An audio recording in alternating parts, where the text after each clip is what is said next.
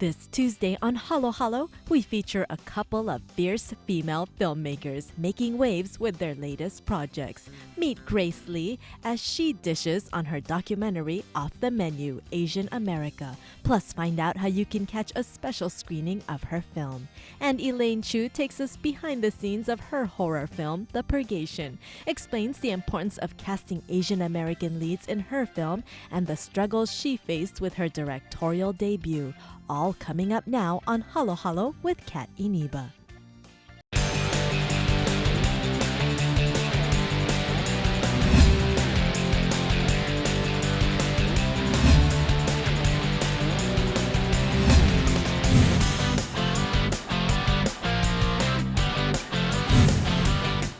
I'm Kat Iniba, and thank you so much for tuning into Halo Halo, the show that aims to spotlight our very own talent. And it's Filmmakers Day today on the show.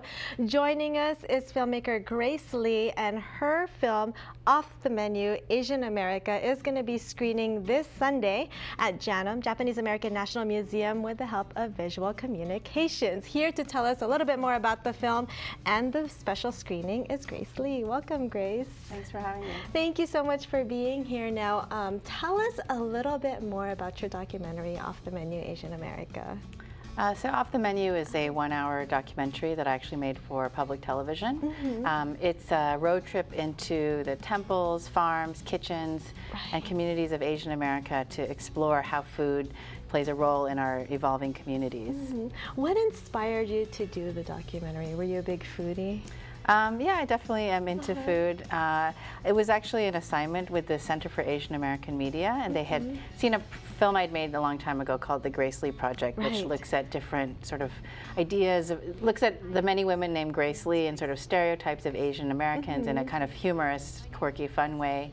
And they asked me, you know, do you have any ideas to look at how would you do another kind of project on Asian America? And I said, well, we should talk about food because everybody loves food. Food is such an accessible way to talk about culture, and it's a way that a lot of people think they understand Asian America through, you know, going to a Chinese restaurant. But we all know that, you know, we're more than just what we eat. We're actually there's so many interesting stories and combinations of ideas because of food. Exactly, and you traveled all over the U.S. from like Texas to Hawaii. Tell me a little bit more about how you decided where to go, first of all. Well, we knew that because we only had an hour, there's no way we're going to get all of Asian America. There are just too many groups, too many languages, and not enough minutes. So my goal was to be as diverse as possible to sort of get a taste. And, you know, I knew, you know, geographically it had to be diverse, wanted to be ethnically diverse, and also have food intersects with all of our stories. So we go from, I wanted to go to the South, the Midwest, Hawaii for many different reasons. You know, hopefully ironically, since I'm based in California, we didn't have really a California story. I know, I was going to ask, wait a minute, what happened to Cali? But I feel like, you know, there's a way to sort of, you know, there's so many, we're so used to having Asian American culture around us on the coast, and I thought it might be an interesting experiment to sort of go in more inward and figure out like what's happening over there. Yeah, exactly. And then how did you find the people, like who to focus on and who to spotlight? That's a good question. I mean, there were many different ways. I mean, we did sort of an open call for stories.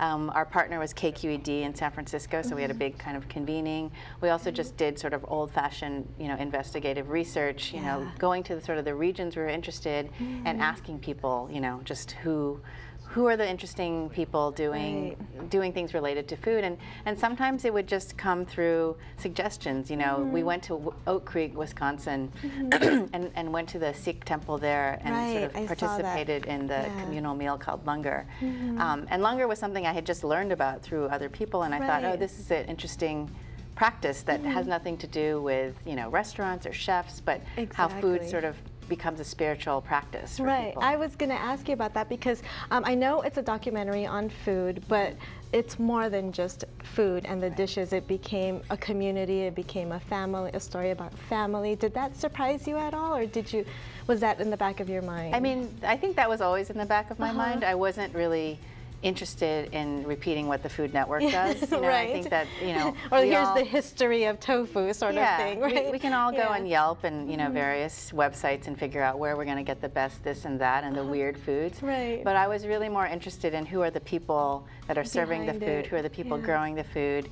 you know, practicing spirituality with the food, and what does that tell us about Asian America and where we are today? Yeah. What does it tell you about Asian America? Or do you, can you tell us, or do you want us to go to this screening? I think people should look at the film and decide for themselves, but I think ultimately it's what I knew already, that we're an incredibly diverse community that is, you know, has a lot of unexpected stories that are emotional, poignant, humorous, and, you know, food is often at the core of some of these stories. All right. Was there any part of someone's story that just surprised you?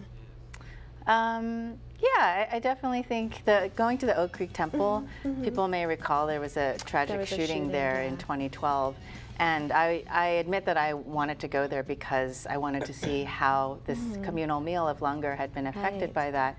And I was really surprised to see how open people were. I mean, this event happened, the tragedy happened during, you know, while people were preparing for the langar. So langar actually is connected to that story, and to see how resilient the people are there who I met is really moving and a very special experience. Yeah, that part of the film was very moving. I mean, the whole film was very engaging. And there is a special screening happening this Sunday. Tell us a little bit more about the screening and what we can expect. Sure. This is it's a program that we're teaming up with Visual Communications at Japanese American National Museum. It's a combination screening. We're going to show the film. We're going to have a panel conversation with a couple of chefs, food writers, a farmer, and moderated by Oliver Wang, a writer, to kind of explore the themes of the film. And then afterwards, Min Fan, who's the chef of Porridge and Puffs, she's actually and as well as John Eric Concordia from Park's Finest and another woman from Sue and Food. They're going to be creating dishes that are sort of inspired by the film, kind of off-the-menu recipes. Ooh, I so love that's it. happening afterwards. My mouth is watering just you talking about it. But there's going to be the film screening, a conversation about the film, and then what is it, appetizers and desserts after the film? Inspired by the film. What do you want the audience to take from the movie? I think that if, you know, I made the film because I wanted to kind of take the temperature of where we are as Asian Americans, and I hope that if, you know, people see this and you know, it's hard to, sometimes it's hard to really like look at us all as a larger community, but I think by putting so many different kinds of stories together, I think people will really see, you know, how we are growing and making an impact. Exactly. Off the Menu, Asian America is screening this Sunday. For more info, Grace, where can we go to get tickets? You should go to the Visual Communications website, VC Online, and there should be a link to buy tickets and Yes, thank you so much for taking the time today, and congratulations on all of your success in filmmaking. Thanks a lot. Again, for more information on Off the Menu, which is screening this Sunday at Japanese American National Museum, please head to the website that you see on this screen. We'll be back.